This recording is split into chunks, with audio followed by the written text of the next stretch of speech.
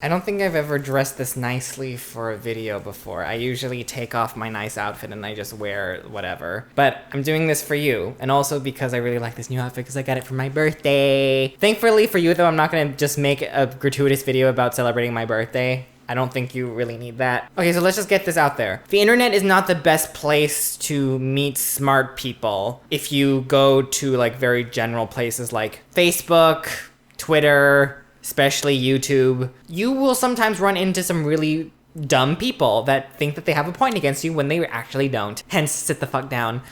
One particular that I feel like we often see is when a celebrity or there's like a heat on some kind of figurehead in mainstream media. So whenever a celebrity or some figurehead in mainstream media does something controversial, I feel like the conversations that we often have on the internet, especially on Twitter, can be very, very oversimplified. So an easy example that I have is Taylor Swift. I didn't make a video when she was outed by Kim Kardashian just because I didn't really know what else there was to say besides the fact that everybody warned us and Kim proved dust. So, you know, like we've definitely seen things here and there of her proving herself to not be a very good intersectional feminist. So a lot of her fans and Selena Gomez tried to come to defend her, saying that like there are more important things to talk about and she didn't mean to say those things, and the people that say all these horrible things about her are haters, and that if only you got to know her and if only you got to know her as a fan. Fans can be very protective people,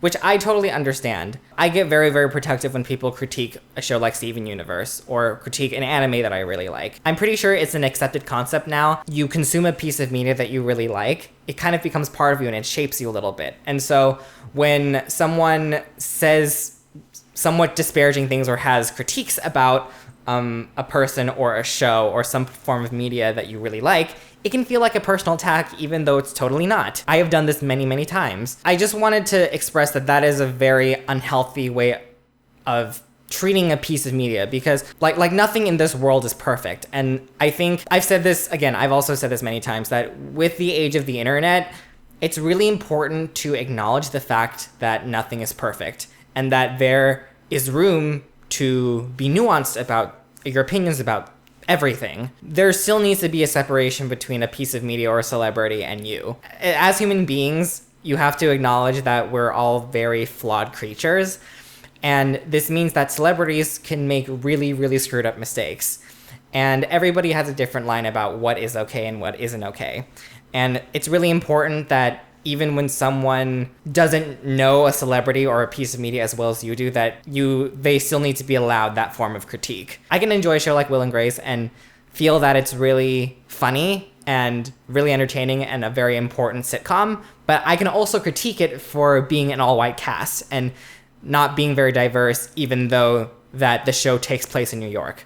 Same thing with Sex and the City. Expecting yourself to fully embrace and love a piece of media or a celebrity, or expecting someone else to like have no positive feelings about a piece of media or a celebrity, it does a disservice to our humanity, I feel like, because even though we're flawed, we're also really complicated creatures, you know, like we change all the time and nothing is ever black and white. And as complicated creatures, like we're allowed to have complicated opinions about things, you know? And like the exact same thing goes for all of the people that started the hashtag boycott the NFL because that one football player sat down during the national anthem. People were calling him unpatriotic and un-American, and because they're so un-American, they want to boycott the NFL until like they kick him out of his team or whatever. I think this ignorance and honestly stupidity and hatred, it comes from like a very similar place, because the people that want to boycott this football player, they think that just because he sat down for the national anthem that he hates America,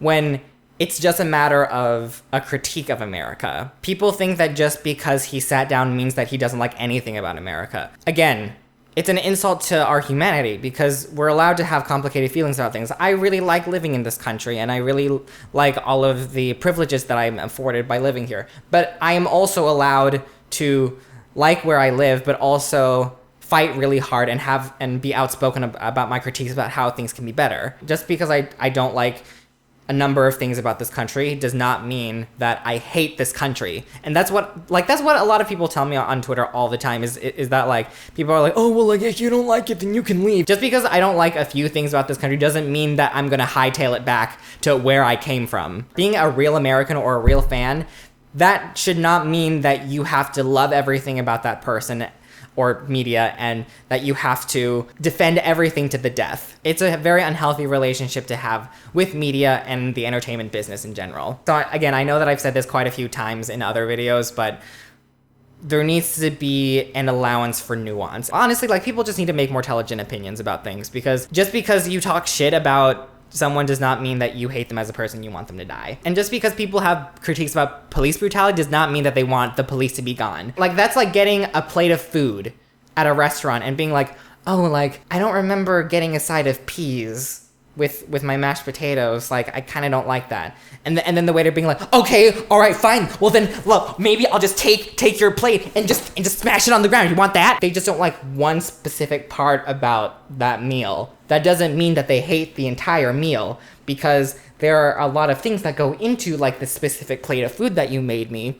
So just because I don't like a certain part about the food does not mean that I hate the food and I don't want to ever eat it ever again. Like people think that Black people are blowing the police brutality out of proportion. Meanwhile, people are freaking out over someone sitting down during the national anthem, during a song. Like it's just a song and someone sits down for it and they think that the NFL needs to do something about it, and that's not blowing it out of proportion.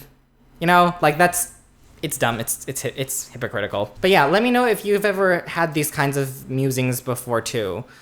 Cause like this is something that I think about a lot and something that I constantly see on Twitter.